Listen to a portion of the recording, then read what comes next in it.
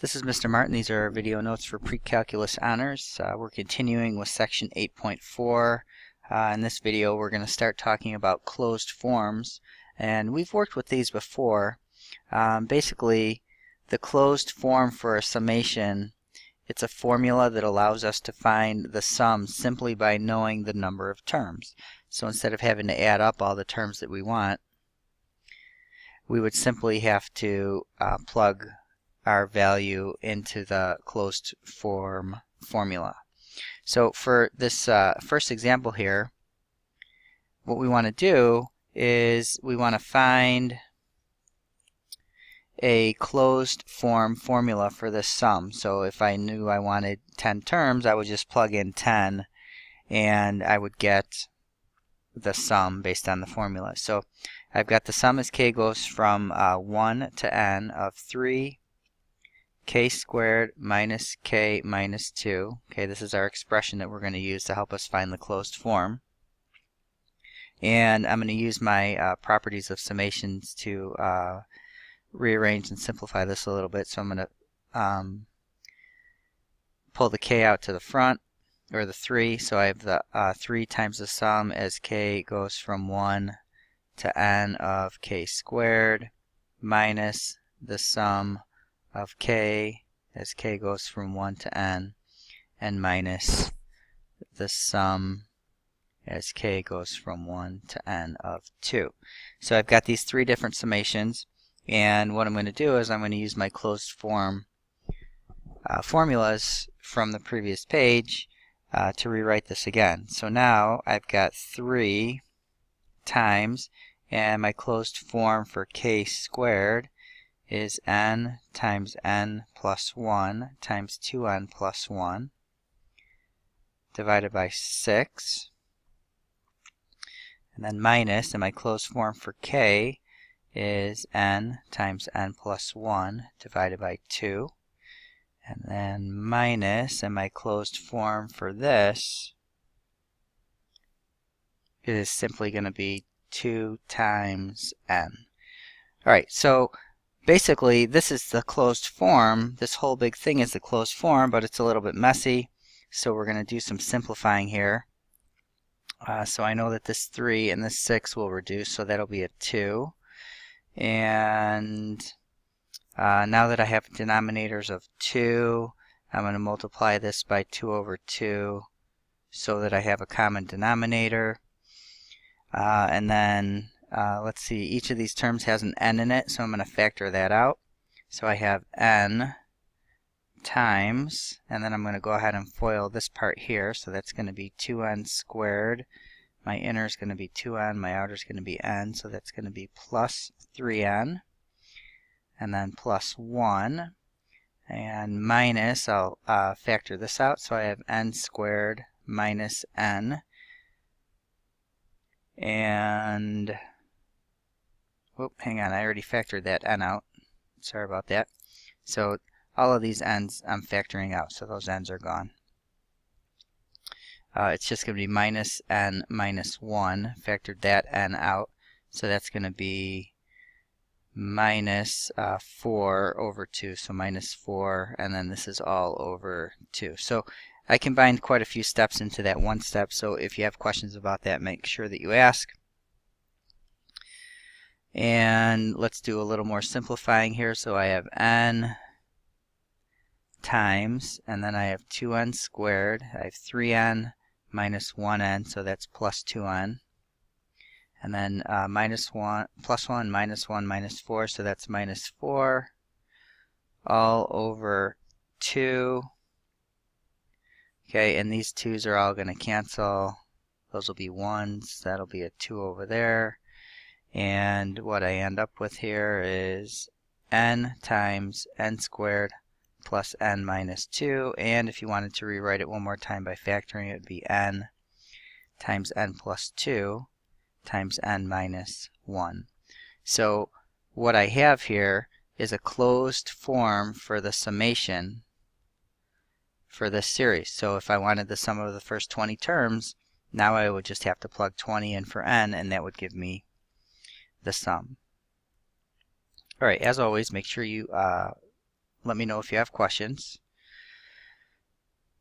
So the next thing we're going to look at are finite differences. So let's say we have this sequence, and what we want to do is examine the set of differences for the sequence. So when I say the set of differences, I'm looking at the difference between these two terms, so that would be 2, and the difference between these two terms, which would be 3, and these would be 4. The difference between these would be 5. The difference between these would be 6. So this is the first set of differences. Let's look at the second set of differences. So 3 minus 2 is 1, 4 minus 3 is 1, 5 minus 4 is 1, 6 minus 5 is 1. So once I get down to the second set of differences, we can see that these are constant. Okay, second set of differences are constant. So if second set of differences are constant,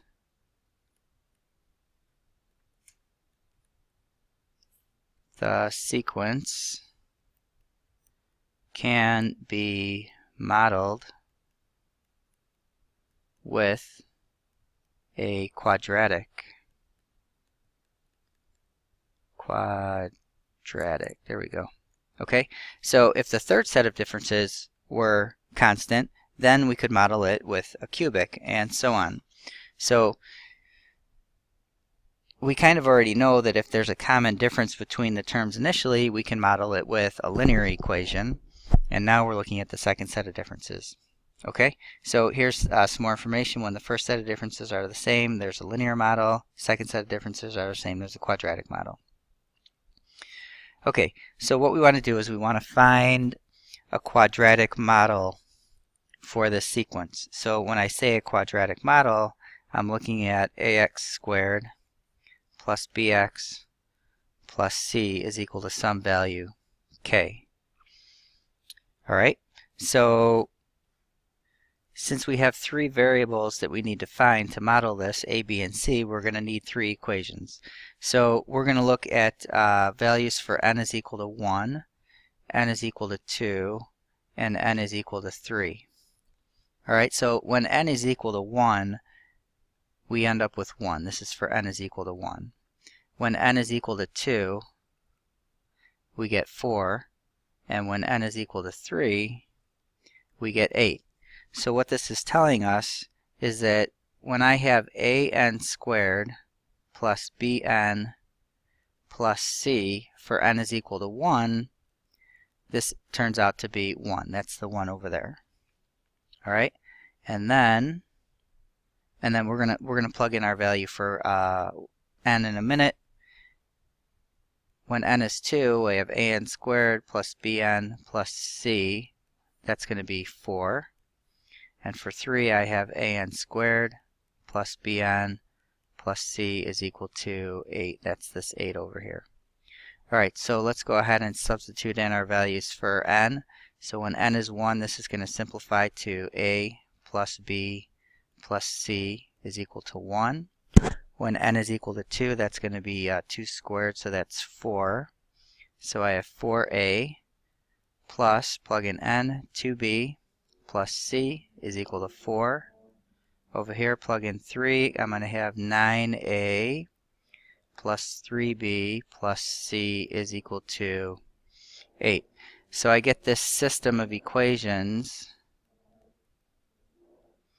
And really, you can solve this any way you like. I'm going to solve it using matrices.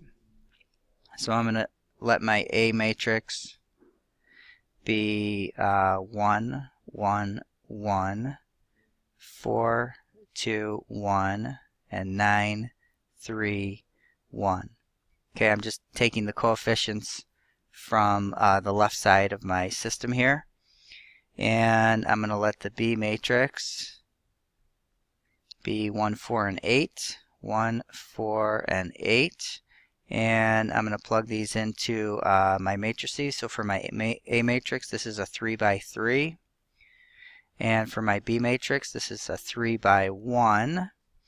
And once I get these plugged into my calculator, I'm going to do A inverse times B on my home screen, and it should give us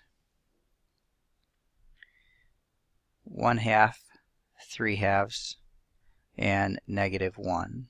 Okay, so then these are going to be my values for A, B, and C.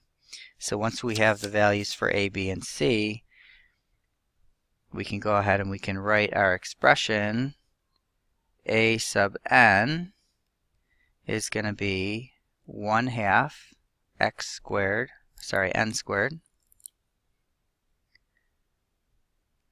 plus 3/2 n minus 1.